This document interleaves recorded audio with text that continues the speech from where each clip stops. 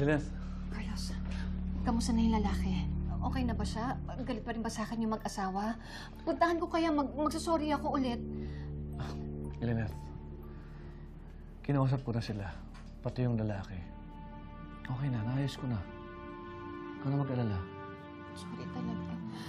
Akala ko kasi sasaktan niya ako eh. Akala ko ako talaga yung sinusundan niya.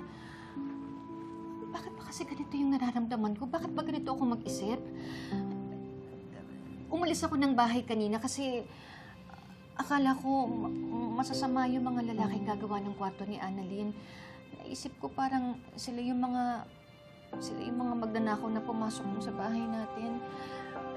Bakit ba ganito yung nararamdaman ko, Carlos? Bakit ganito ako mag-isip?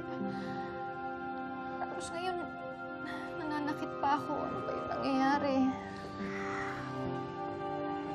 Lilith,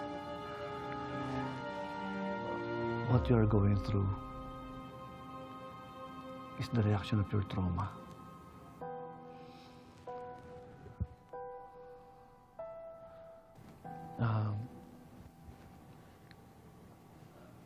Maybe you have to consult a psychiatrist. Kay Doktora Denise, samahan kita. Psychiatrist? Bakit? Sa tingin mo ba nababaliw ako? Ha? Hindi, Carlos. Hindi ako magpapakonsulta sa kanya. Lynette. Kung gusto mo, ikaw ang magpakonsult sa kanya, hindi ako. Hindi naman ako nababaliw eh. Pwede ba, Carlos? Pwede ba iwan mo muna ako? Sige na, umalis ka na. Iwan mo muna ako!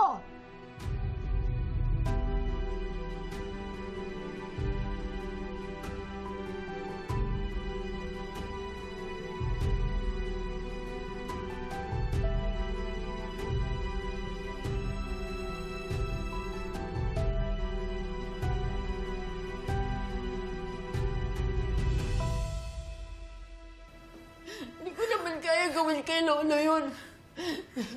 Hindi ko naman siya kayang patayin eh. Pagod na ako. Pagod na ako kung alam niyo lang. Pagod na ako. Ako na lang yung palagi yung nakikita. Bakit ba ako? Ano ba meron sa akin? Dahil hindi ako paborito. Dahil hindi ako masyadong magaling. Hindi ako kasi talino ni Annalyn. Ganun ba? Pagod na ako. Siguro nga, sa susunod na magpakita sa akin si Lolo. Sasabihin ko sa kanya, magpalit na lang kami. Ako na lang sana yung makomotos. Ako na lang sana yung mamatay.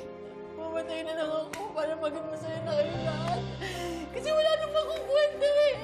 Wala akong kwenta. I'm not enough. I'm not worthy. Wala akong kwenta tao. Hindi ako magaling.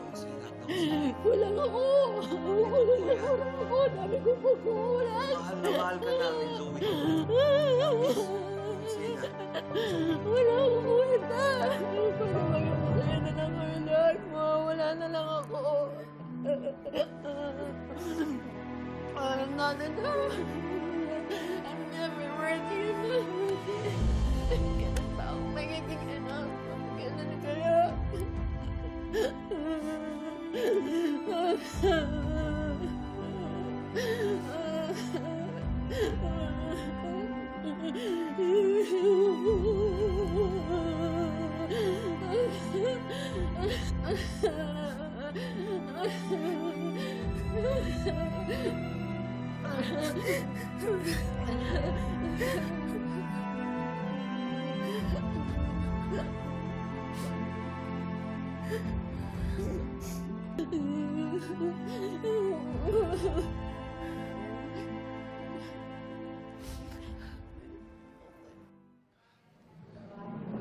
Sinabihan ko magpa-consult si Lynette kay Doc Denise. Pero ayaw niya eh.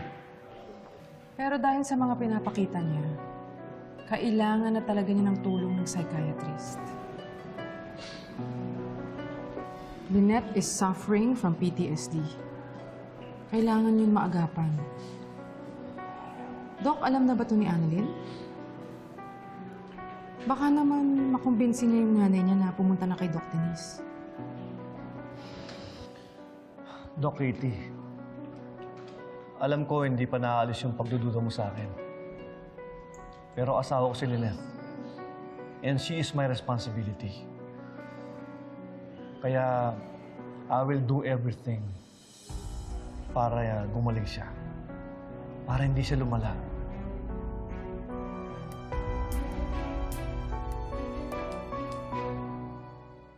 Sa anak ko nga yung embellishment sa sapatos. Nagpunta nga raw siya sa area kagabi para maghanap ng clues tungkol sa suspect. Pero Doc, sigurado naman kayo sa sinasabi ng anak ninyo? Yes. Tinanong ko yung chief res niya sa Apex at ang sabi nga niya, wala daw si Zoe sa hospital kagabi. That means na pumunta siya sa crime scene. Kaya nga nahanap niyo yung embellishment ngayong umaga dahil galing siya doon kagabi. So it doesn't follow that she did something to her lolo. So she should be written off the list of suspects. Naiintindihan ko kayo, Doc. Sa ngayon po, si Balahadja pa rin ang primary suspect. Matagal na po siya sa ganitong gawain, kaya sigurado po kami na siya ang mastermind sa kidnapping. At baka ginamit niya ang asawa niyo para matiktikan ng pamilya ninyo. Pero patay na si Balahadja. Hindi na niya mapapanagutan yung mga kasalanan niya. Huwag po kayo mag-alala at hindi po kami tumitigil para mahanap yung lalaking kasama niya. Kung meron siyang kasabuat, siguradong may tuturo ng lalaking yun. Well, don't look too far, officer. Baka naman nasa paligid lang namin yung kasabwat. Ayan ka na naman, ate. Dinidiin mo na naman si Zoe.